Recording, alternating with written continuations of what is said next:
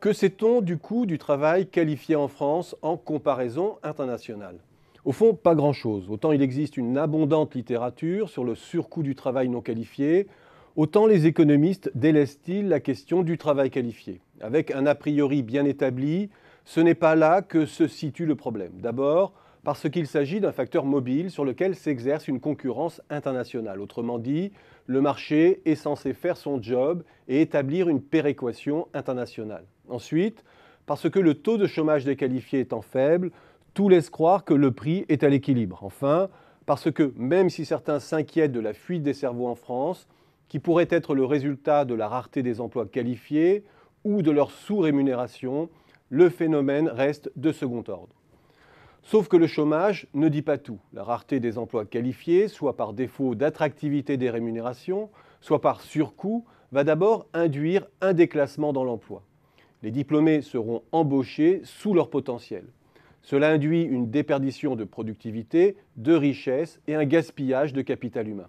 Le chômage, lui, va frapper les moins diplômés sans que cela soit nécessairement le signe d'un surcoût des moins qualifiés.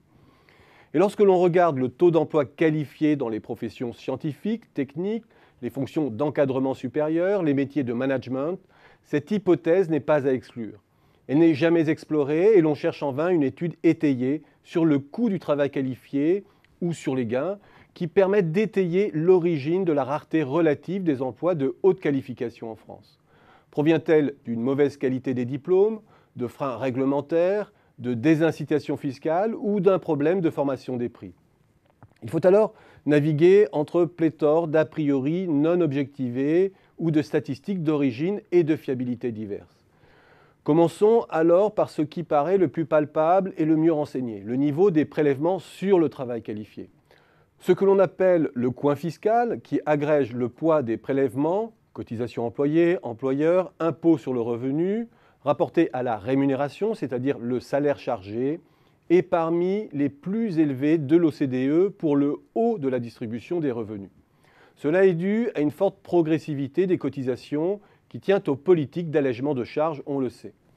Cela induit-il un coût du travail qualifié plus élevé qu'ailleurs? Pas nécessairement, car la formation du salaire net incorpore le fait que toute une série de coûts d'accès à des services collectifs, à de l'assurance, sont pris en charge via l'impôt.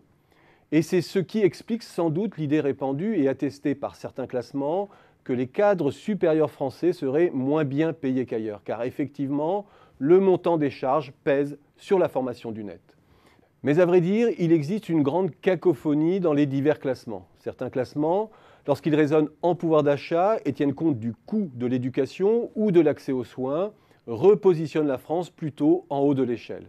Impossible en fait de trouver un résultat fiable et bien attesté. Regardons alors le coût du travail. Là, à nouveau, c'est le grand flou. Pas d'observation directe, de comparaison par métier, qualification, ancienneté, etc. Ce que l'on peut faire, c'est au mieux comparer le niveau de coût horaire dans les secteurs à forte intensité en travail qualifié. Si l'on compare alors la France à ses principaux partenaires dans la finance, les services spécialisés aux entreprises, les secteurs de la communication ou les grands services de distribution de l'énergie et de l'eau, on constate que la France, sans être en position extrême, surplombe systématiquement ses principaux concurrents, l'Allemagne et le Royaume-Uni.